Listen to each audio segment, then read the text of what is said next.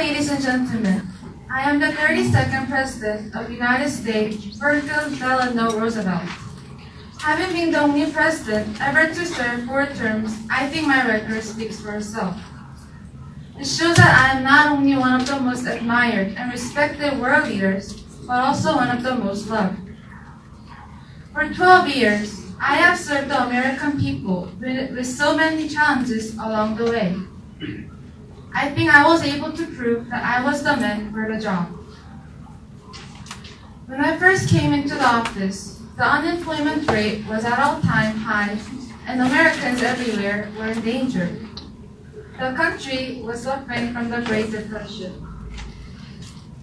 Sometimes it's hard to remember today that the wealthiest nation in the world was not even able to meet the basic needs for the majority of its people. But my administration created and implemented what is probably the most important legislation America has passed since the Declaration and Constitution and Declaration of Independence, the New Deal.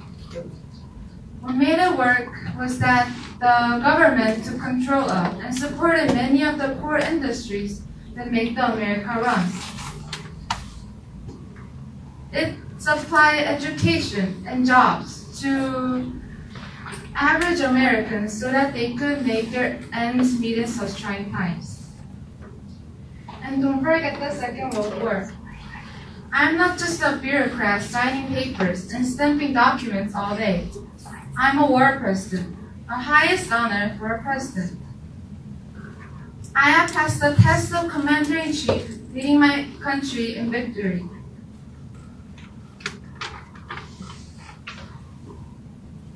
And I believe I certainly deserve this distinction, having defeated the most ruthless dictator in the history of the entire world, Adolf Hitler. Seeing the American flag planted in the city of Berlin is a moment I will soon never forget. America has placed its destiny in the hands, heads, and hearts of millions of free men and women.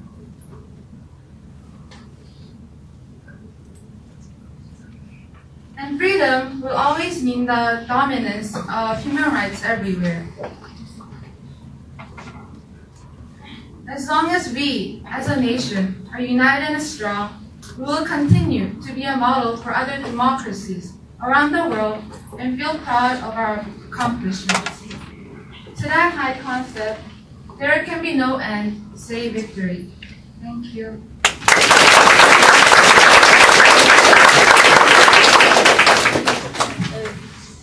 Okay, thank you. Your presentation was impressive. And wow, it's my first time being a president. I have a question. Since you have experience with the Great Depression, what advice would you give those who are currently unemployed? I know that there are a lot of people that are unemployed, and those people are always hopeless and think that they're worthless living in this earth.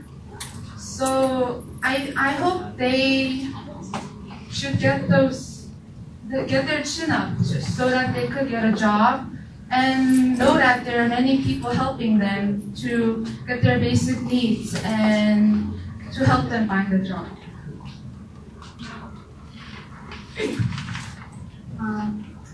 I'm so happy to judge such a great world leader like you, Roosevelt.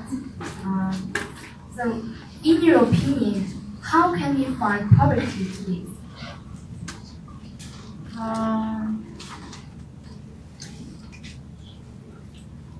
Poverty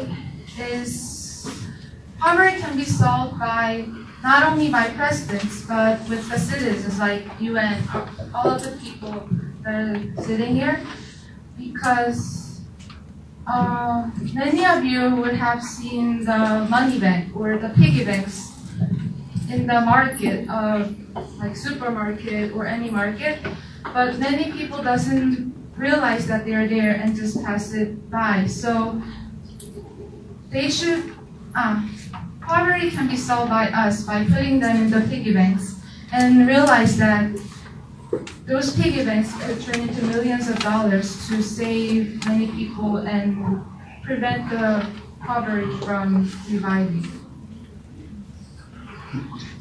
Thank you, and it was really an honor to meet the best President of the United States in this short distance, in just 2 years. And I have just some simple questions, and it will be not really difficult. And what's the most important trait of president needs to have when the country is armed?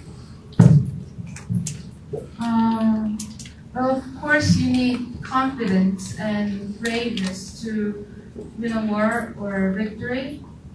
But I think self-esteem is more important, because when you think of yourself winning a war, you will feel like you already have won the war in your mind. So it will make you feel more honorable winning that war when you win that war. Thank you for your great speech, Mr. President.